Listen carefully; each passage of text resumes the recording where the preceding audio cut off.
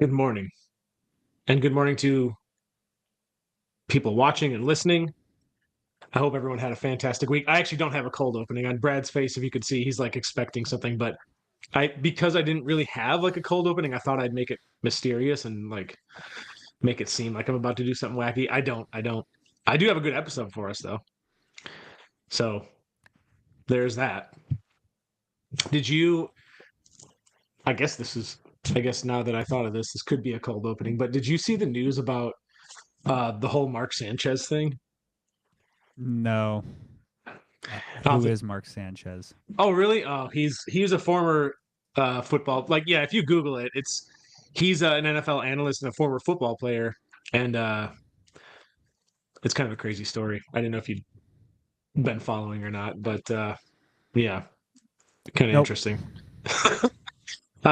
There's some crazy news stories going around, so if you got time later tonight, maybe look them up. But I anyways, am in a phase of my life where I am watching the least amount of news possible.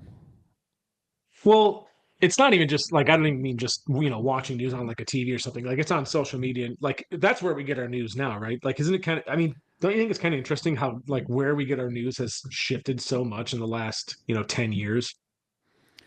I mean, yeah. And the Like, government still shut down, so we've got that going on too. So the world's crazy right now. yeah. But hey, we can induce, I should say, introduce. Induce. No, we can What? introduce some normalcy for people by There's no give normal in these episodes. It's just chaos from start to finish every time. but that's normal for us. So that's what I'm saying. We're going to introduce some normalcy. Standard. So It's standard. this episode idea came from Hannah Clausen, who is one of the directors here at Macros Inc. And I really liked the idea of doing the episode because I thought it's something we can all relate to. I think in some way. So this episode, I'm calling it Identity Beyond Numbers. But before we get to the heart of the matter, we should probably define like what do I mean by this and what are we going to talk about. So, we spend a lot of time and effort trying to lose weight, trying to get fitter, trying to accomplish whatever your goals are, right? And you can get sort of caught up in thinking that that's who you are. But one of the points Hannah brought up, which I liked, was you are someone beyond just your weight, just the way you look, and the beliefs you have about yourself as far as what weight you should be, and but there's so much identity tied to your weight and your fitness level or how you look that, like I said, it can become difficult to untie yourself from that and remember other things and like have an identity outside of that. And so we're going to dive into that. I thought it was a good opportunity for maybe some deeper discussions like where do these beliefs come from? Why do we believe them? What was our upbringing like? The people that were around us, how does this all happen and how do we get here? And then what can we do about it? So yeah, today's not really all about the usual stuff that we talk about where it's usually science based. This is probably a bit more philosophical, which for some people, I think you're going to like that. So yeah, so that's what we're going to discuss. I think today uh, maybe where I'd like to start, and I want to get your perspective on this, is when you talk about the beliefs about who we are and what matters to us and how we see ourselves. You know, obviously those things are shaped by our childhood and the way how we grew up and the people around us and the environment and all of that stuff. But you know, it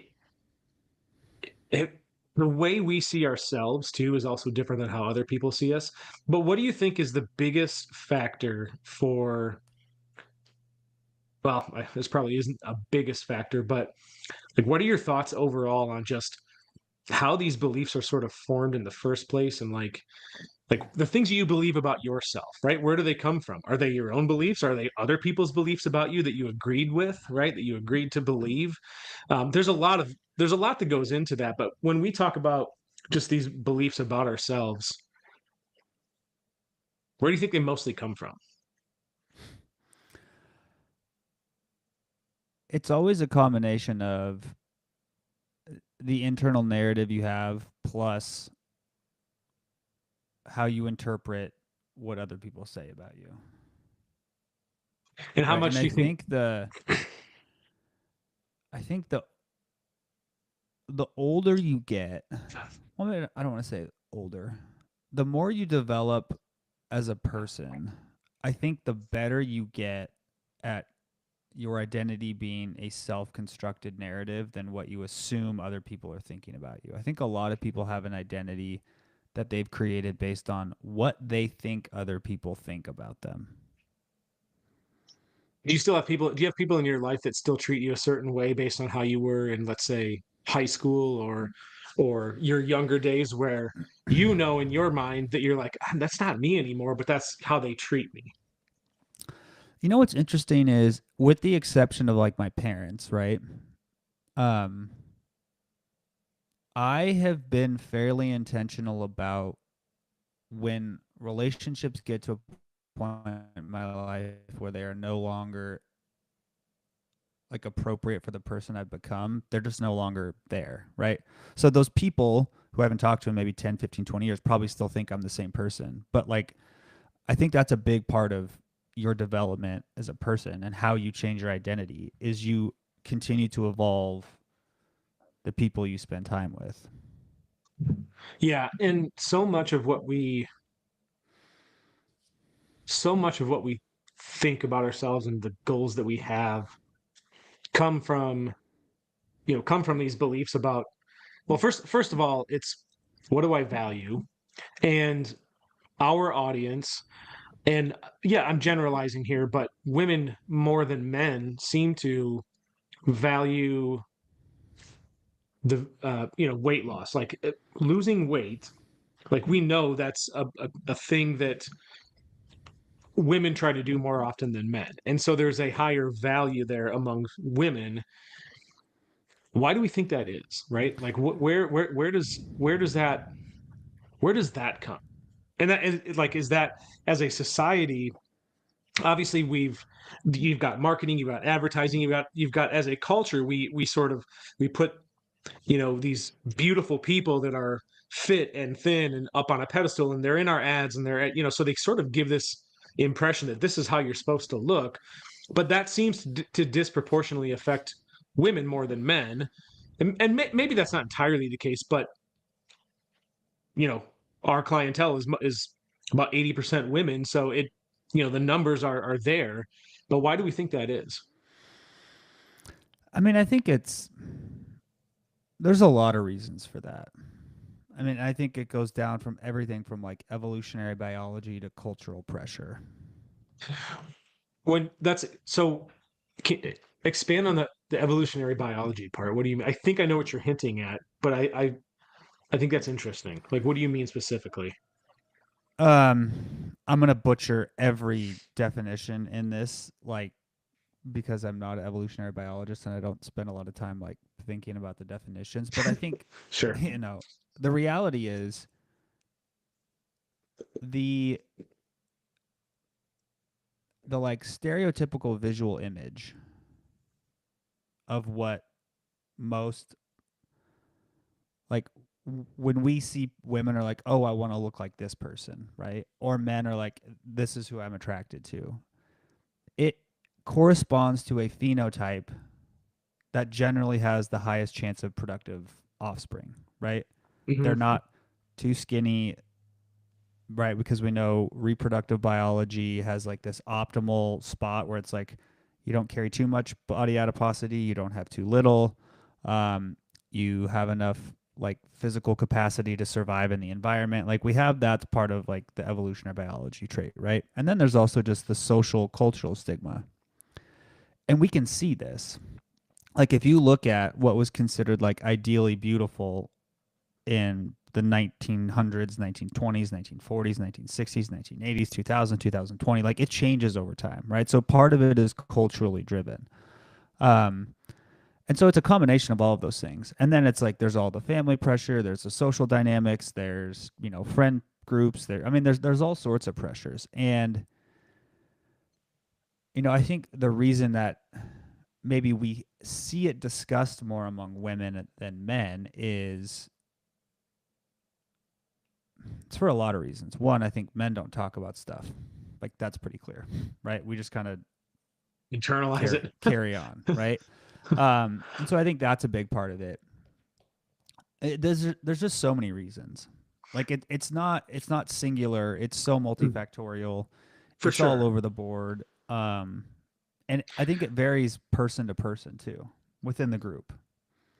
One of the reasons I asked you to expand on the biological part of it is I don't remember where I read this. I mean, I think I've just heard this from multiple sources, but human beings, one of our innate drivers is to like produce offspring, right? Like we like not everybody, but like one of the biological things that drives us is to survive, right? And to go procreate.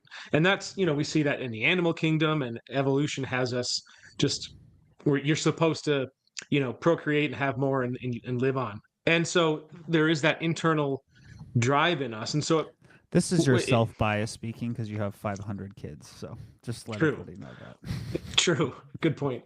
But the point that I was making is uh, what I've what I've read and have heard is, when men and women try to go look good, for each other, the goal there is to attract a mate, right? Like you're trying to like go out and look good and attract someone, and the driver for why do I want to look good for someone and go attract a mate is because from an evolutionary perspective, you're supposed to procreate, right? Like you're supposed to, if you look at the animal kingdom, females attract a male and then they procreate, and that's just they're driven by that. And humans are not an exception to that. So my bringing this to my overall point is, do we think this ideal concept of beauty and how you're supposed to look is really a result of that internal drive of attracting a mate and procreation, right, to live on? You know what's interesting though is, I don't disagree with that, but I think there's maybe another layer to it that's a little more new. Like if you look at like we talked about this before. Like look at the birth rates. Like Yeah, we're now like barely replacement declining. level. I think it's below replacement level now. And what's interesting is the things in our society now that reflect like winning in our environment, right? Like niche dominance. We have socioeconomic status, career achievement, all those things are inversely correlated with birth rate in most societies, right? And so we're actually, I think what we're experiencing is a lot of the things that used to be tied, and when I say used to, I'm talking about like deep biology, tens, thousands of years ago, hundreds of thousands of years ago. Sorry, I'm going to sneeze. Um, I feel like that's losing its importance for how we make decisions. And what's really making decisions is um, winning, dominance, status in today's society. And it all looks very different, right? I don't know how controversial we want to get here. So I'm going to try to keep this on the rails. But what are the things that men do now to flash status? They buy exotic cars. They post pictures of themselves on jets. They buy expensive watches. They date a bunch of women at one time. Those sorts of things. And the reality is that doesn't attract a mate, Yeah. right? Like it attracts a different type of status and attention. And so I think what's really interesting is a lot of this search for identity, to go back to the like original topic, is actually related to us finding value and trying to seek status in a world where that is now the number one currency, right? There's kind of the old adage of guys don't go to the gym to get buff to impress women. They do it to like have their bro ask how much they bench, right? They don't spend half a Yeah, million dollars on a car because some woman cares about it. They do it so like they can flex on the other dudes.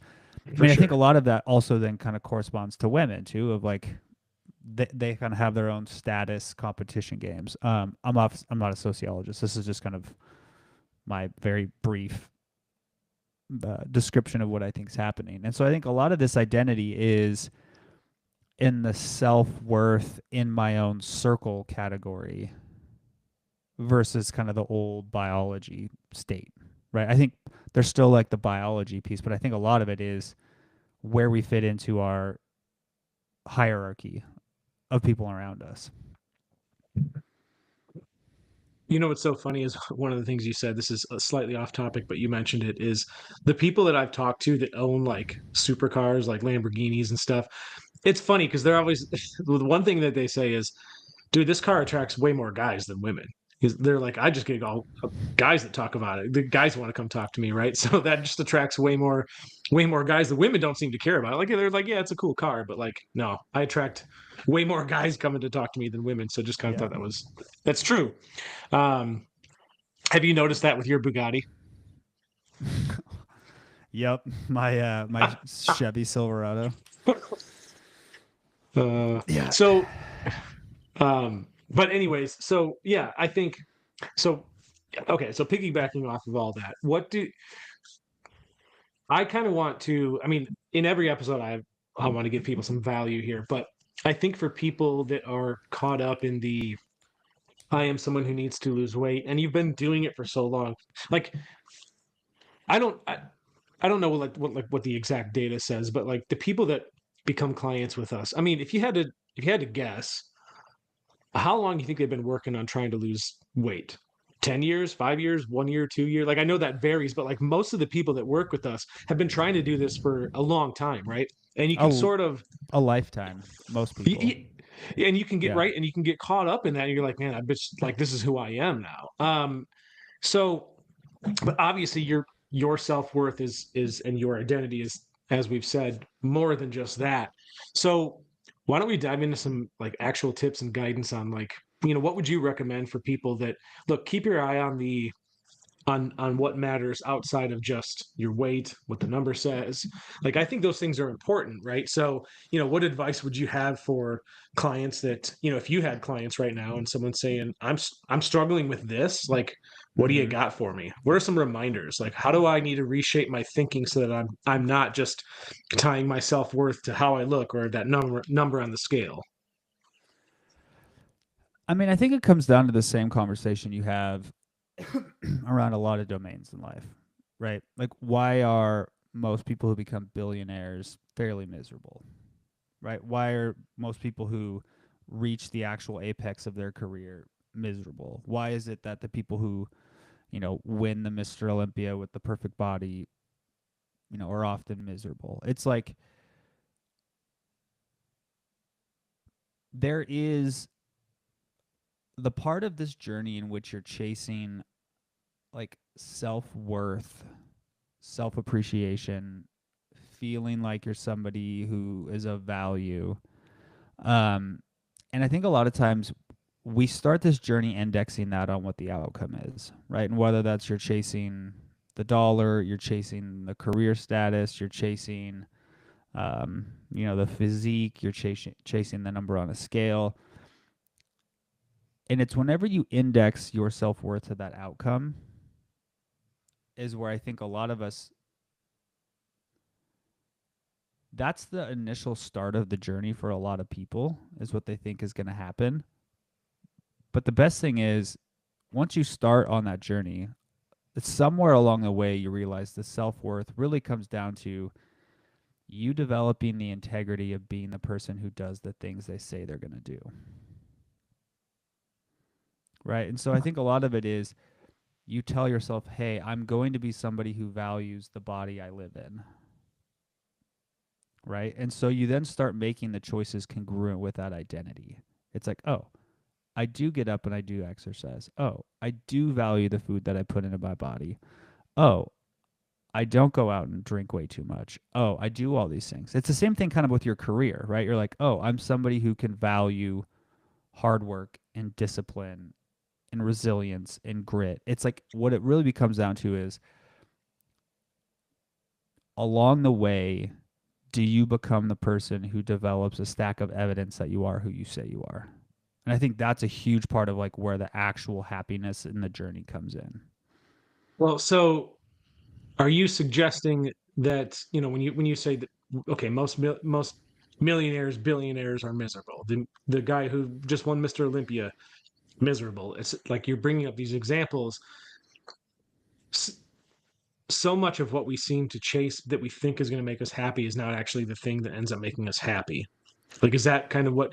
I mean, you get somewhere Mm, and you're like, I mean, no, I like, think what I think it is people assume the outcome is going to make them happy, right? well, that's what I'm saying. Like, I mean, isn't that the same thing? Because if No, you right? It's uh, here's the thing.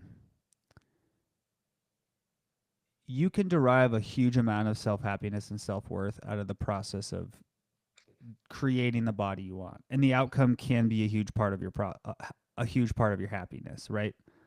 But if along the way you just did all the things and then looked in the mirror and you go, "Oh, I'm not happy."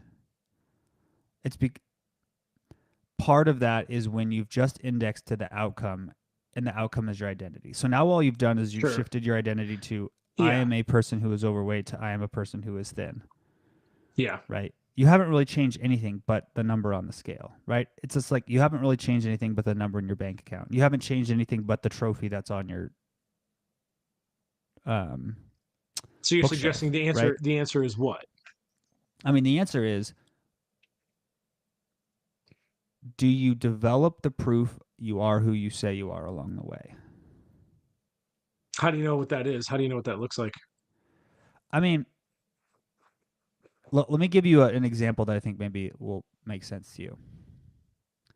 You probably place a decent amount of self worth and value in your life right now on being a good father to your children, right? Okay. Very much.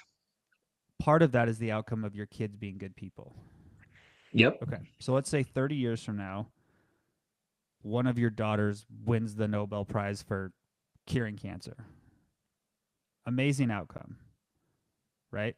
Now, what if she became the person to do that because during her childhood, you were never present, you neglected her, you were an abusive father, like all those things. Or it's like, and she became that out of a reaction to like, I don't want to be anything like my dad, right? Or you were present, you helped raise her, you developed all these skills of being a good dad along the way. And now her outcome is a reflection of who you actually became and that you became the person that you said you were going to become on the journey. Right? So that's what I'm talking about. Yeah. So when this, so for people that are in this journey right now, trying to lose weight,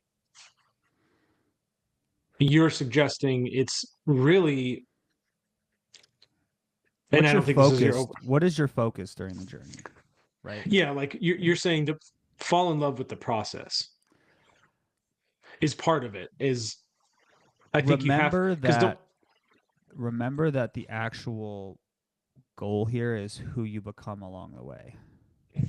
Right? It's there's a saying of like you've already done the things that you said would make you happy but you're not happy, yeah.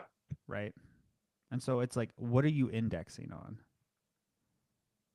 How often do you personally stop? Like, how often do you find yourself in life just like questioning beliefs along the way? Like, do I actually think that anymore? Do I believe like? Do you ever stop and just like question, your own self and like kind of your own beliefs and your own logic and just maybe discard things you used to not believe and you pick up new ones that you didn't used to believe and now you do, right? Like, Yeah, do I you mean find yourself changing that often? I'm on record several times saying I'm a big believer of use things that are useful, maybe even if they're not true. That's interesting. I mean, we kind of do that anyway as humans, right? Like we believe what we think is useful, right? We make like that's what we do. So that's interesting. You have any example? Um, oh man, I know I'm putting you on the spot here, but I'm trying to think of a good example I've used before that would apply to this conversation. Um, we can come back to it. I mean, you don't if you can't think of anything, no big deal. yeah, I mean, I think like in the context of, let's say in the context of just like nutrition, right? It is objectively true that we live in a society in which eating in a manner that allows you to control your body weight is fairly difficult, Mm-hmm. right? That's true. What is useful is okay, but it's still 100% on me to make the right choices, right? Yeah, good point. Yeah, and we've talked about that ad nauseum. I feel like, which it's a core tenet for sure. Um, what about tying like so? We were talking about values earlier. You know, this idea of tying your identity to well, we already do tie our identity to the things we value, right? Like family is a big one for me, right? I feel like I'm very much a family man. Love my wife and my kids. We spend a lot of time together. Like just your anchoring the this concept of your identity to the things you value. Could be family, it could be the things that you create, it could be maybe it's your faith, maybe it's your career, maybe it's some sort of service that you provide to people. There's so many other things I think you can tie your identity to outside of the scale, but I'm just curious for you personally, and I don't think I've ever asked you this like outside of anywhere really, but like what's like the biggest thing you tie your identity to and some like as far as like what you value, maybe not the biggest or just like what are some big things that you personally tie your identity to in terms of what you value. This is kind of my own personal curiosity just about you. Yeah, I mean, I think and that changes as your life changes, right?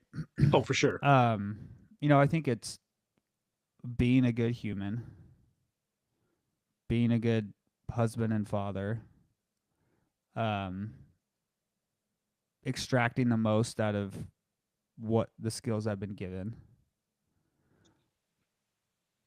And I think that's like those are like the top, right?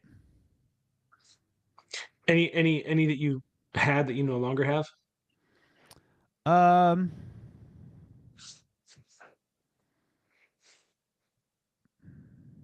man, it's there's just like a graveyard of old values, right? Like it's just like Yeah. as you change, things change, right? When you were when Um you were when you were younger, Brad, did you ever think you'd be like was one of your goals to play in the NBA? Like did I you want to mean, be a professional maybe until basketball I was player? like 10 and then I Oh, realized, okay. yeah, So when you were an probably not my adult, cards. there was never okay. So it wasn't like you thought you didn't ever actually think I have a chance to play in the NBA. Like No, it and I just wasn't one of think your thoughts. no. And that I would say is probably one of the things, like if I look back and I think about like regrets, I I wish I would have had a different exposure to greatness when I was young. Because I think one of the hard parts for a lot of people and for myself is who I was as a basketball player when I was 15 and what professional basketball players, whether it's NBA, G League, overseas, to me that gap was so unfathomable and Mm-hmm. unknowable. But now that I've seen those people and I work with those people on like, at this stage of my life, if I could rerun the tape, Yeah, like there's a path there. Now, for would I have sure. made it? Probably not, but I would have been a lot closer than I was, right? Obviously like I lack some of the like the Physical height, traits. the length, the the natural talent, some of those things. But like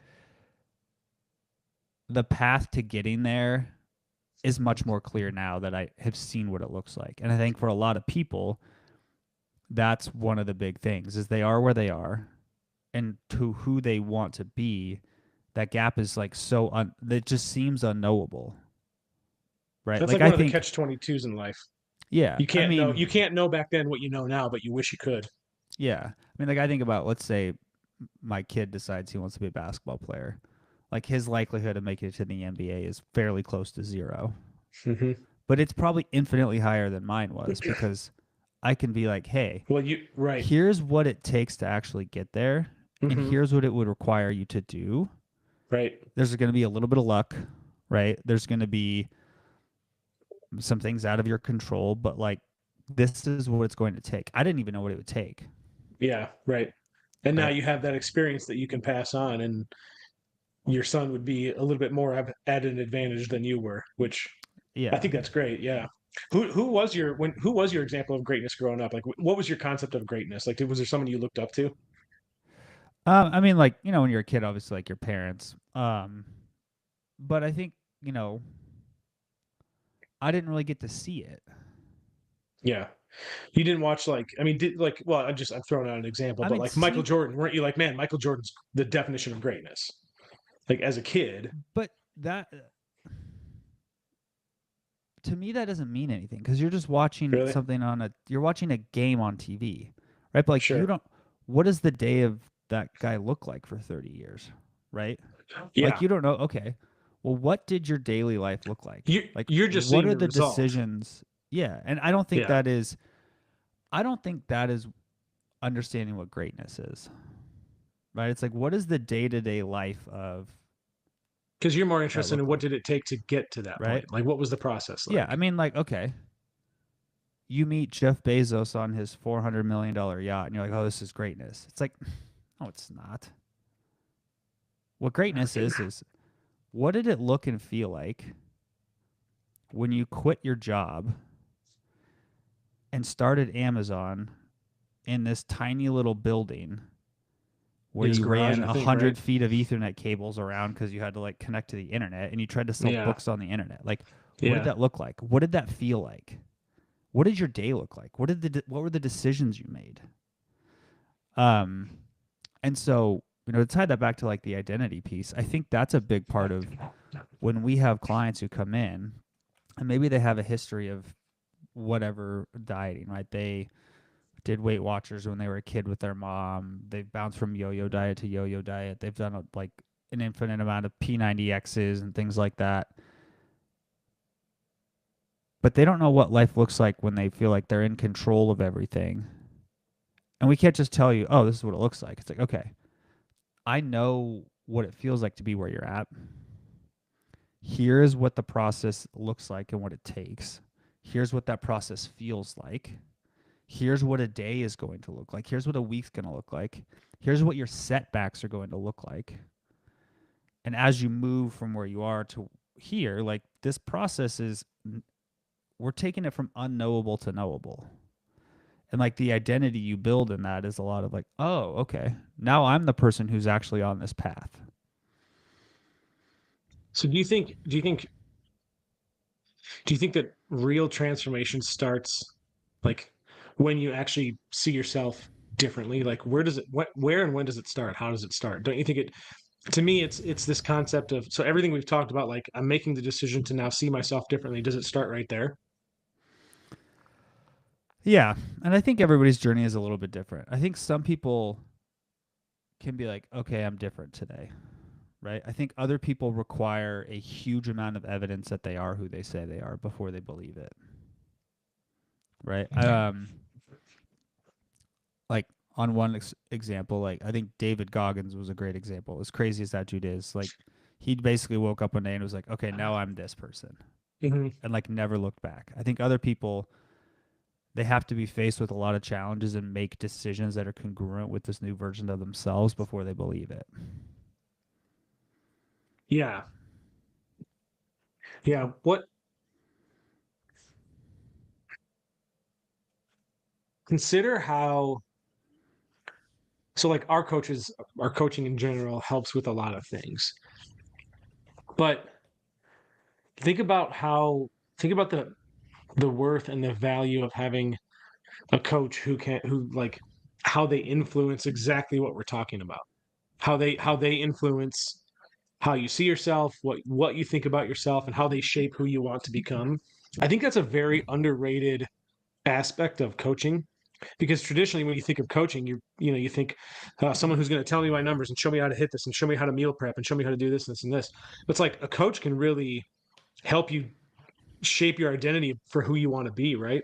I think that's just such a an underrated aspect that we don't really think of. So like if you're wanting to become someone different, if you want to reshape your identity, just having that external person to help you do that can be huge, don't you think? Yeah, I mean, think about it this way. Let's go back to the basketball analogy because apparently that's the only thing I know. Say somebody when I was a kid said, okay, if you ever want to play in the NBA, you have to be able to shoot 40% from three, 50% from the field, 90% for the free throw line, and your offensive efficiency rating has to be X. I'm like, oh, okay, well that's better than not knowing anything, right? That's the equivalent of like, oh, okay, well to lose weight, like you need to eat X amount of calories, walk this many steps, and do that for 6 months. Okay. Now imagine if when I was 15, somebody said, okay, here's all the skills you're going to need to develop between now and 22 years old. Here is a timeline of like when it's appropriate to build those skills. Mm-hmm. Here are the types of workouts you need to do. Mm-hmm. Here's how you need to structure a day, a week, a month, a season. Here's probably the setbacks that are going to occur. Mm-hmm. And then you have a bad week, you have a shooting slump, and it's like, oh, okay, well, like here's how you mentally get out of that. This is what the coaching is, right? It's Mm-hmm. like, okay, It's a roadmap essentially. you weigh It's a guide. 280 pounds right now, you want to weigh 180. In 3 years, you want to be able to compete for a physique show. Okay, well, like here's all the skills we're going to have to build, right? We're going to have to develop, like, you'll have to learn how your body works. You're going to have to learn how to control a calorie deficit. You're going to have to develop nutritional literacy. You're going to have to Mm-hmm. learn how to train first to like lose body weight. And then you're going to have to learn how to train to build muscle. And then you're going to have to learn how to train for a physique show. You're going to have to learn how to pose, manipulate water. Like there's all these things we're going to have to learn. And here's the timeline, and here's the workouts, and here's, hey, I know probably when you get to about 60 pounds loss and it starts to slow down pretty dramatically, like you're going to start to feel really defeated. The energy's going to be really low. Like you've probably had the first, argument with your spouse about like, hey, you're a different person now and you're spending all your time at the gym and you don't want to go out to the bar anymore with me. Like, I know that's coming. Here's how we handle that situation. So it's like, that's part of the identity process. Yeah. And I think that's why I think of the phrase, I wish I knew then what I know now. Well, having a coach is kind of the way to do that when you think about it. Like it's someone that is you could, for all intents and purposes, you could think of that person as your future self who's been there, done that, and is now going back in time to give you the advice and the roadmap now, so that you know the things that you would have otherwise not known until 10 years from now, 20 years from now. So, kind of an interesting way to think about that. Anything else you think would be beneficial to discuss before we wrap things up? Yeah, I mean, I think to go back to the identity piece is I feel like most people are always in a battle of balancing the identity that they think everybody else in their life has of them, right? And like I'll just give you an example for when I think about like a given day, right? Let's just take like a random crazy day I have. I wake up, I'm by myself in my house and I'm working, right? It's just me doing what I'm doing on my computer. It's just an identity that I think of myself, right? Then I have my first meeting of the day with, the executives at Macros Inc.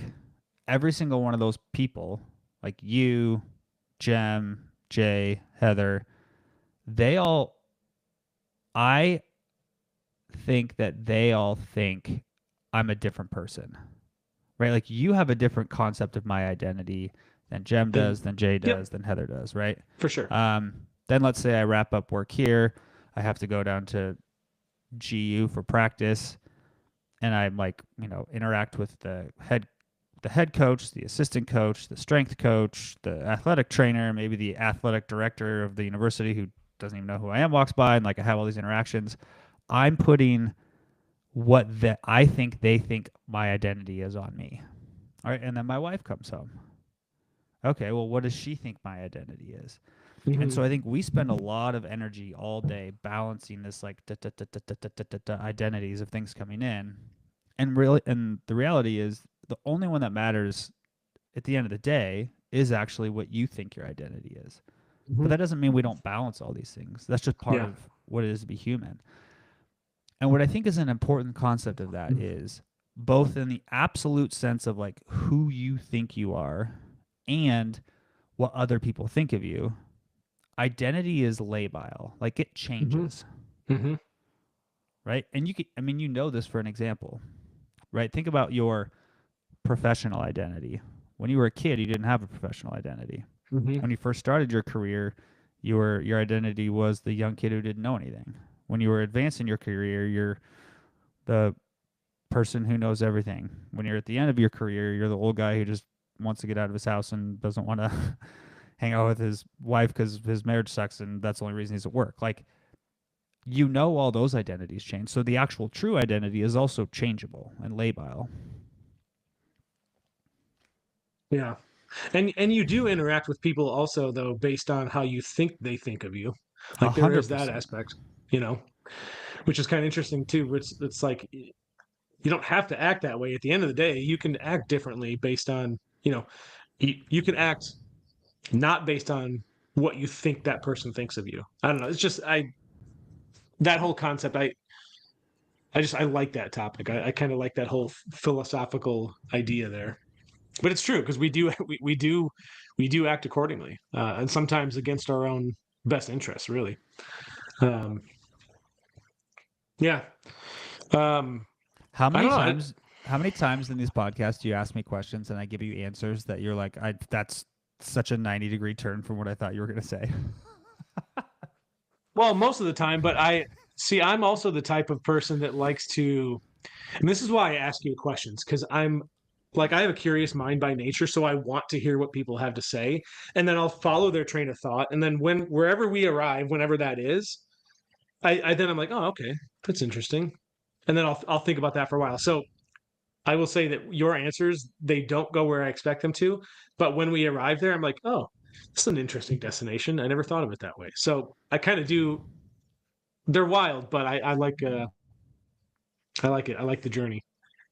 That's what's interesting to me about people is you can ask somebody something, they give you a totally different answer than the other person, and you kind of just go along with them. You're like, that's an interesting way that you see it. I don't know. I think I'm sure if it's the other way around, if I say something, you get it, you arrive at the destination with me when I say something, and you're like, that's ridiculous. You're probably like, I don't know how you got here, but anyways, I don't have anything else. Can you think of anything else you'd like to just like to say, Bradley? What about you have something pretty cool coming soon, right? You We want to mention that real have quick? in 10 days from today, well, I guess 9.5 days from today, our very first Mm-hmm. full length course is going live. More details are coming in the next few days, like pricing and all that stuff. It's going to be awesome. We are limiting spots. We have almost 3 times as many people on the pre-sale list as we have open spots. So don't dilly dally, as my grandma would say. Mm-hmm. Make sure you sign up 10 a.m., 8 a.m. Pacific, 10/18/2025, October 18th, 2025. And one of the books in the course or part of the course, we cover a lot of what we talked about today. For example, there's an entire chapter on what we talked about. That chapter is titled. I've written so much stuff in the last year, can't even remember. Give us, Go ahead. well, I was going to say, give us a brief description on how people will benefit from this course. Besides, you get to hang out with me quite a bit. I think that's the biggest benefit. Obviously. Or the reason you should buy the course. I mean, I think it's there's a few reasons. One, I think a lot of things that people struggle with is just what is true and what is not about the filtering nutritional out the world. noise. Right. And I mean, I will toot my own horn here. I've been doing this for so long that I've been able to just filter out all the stuff that is just like not true and just give you what actually matters. So I think that's a big part of it. And then the other thing is we talk about how to apply the information to yourself. And then we talk a lot about like the stuff we talked about in this episode, like what is your identity? How do you change it? How do you build habits? So for example, chapter 5 of the art section is all about behavior change and habit formation. We talk about the anatomy of habits, identity change. We talk about like self-talk, mindsets, creating environments. We talk about troubleshooting. So a lot of what we talk about in these kind of episodes, we actually like do deep dives in, and then also give you the chance to like work through examples. So like you'll have a workbook. Don't need to be worried about how much time this takes, right? Because this is self-guided. This is self-guided, and you'll have direct access where you can email me and ask me questions. Excellent. Excelente. Those are the original printed copies that have all the typos in it. And before I like went back and did the proofread, because I like, you know, when you've been typing something and you've just seen the digital version for so long that you can't see the typos anymore. You have to like print it. Yeah. You're like, what's his name from The Matrix? I don't even see people anymore. I don't even see code anymore. I just see I can't remember what the quote was. Yeah. You're like, I don't even see typos anymore. I just see a complete wall of text. Yep. I think it was Cypher that said that. Anyways, that's all I got. Cut. Appreciate you guys tuning in.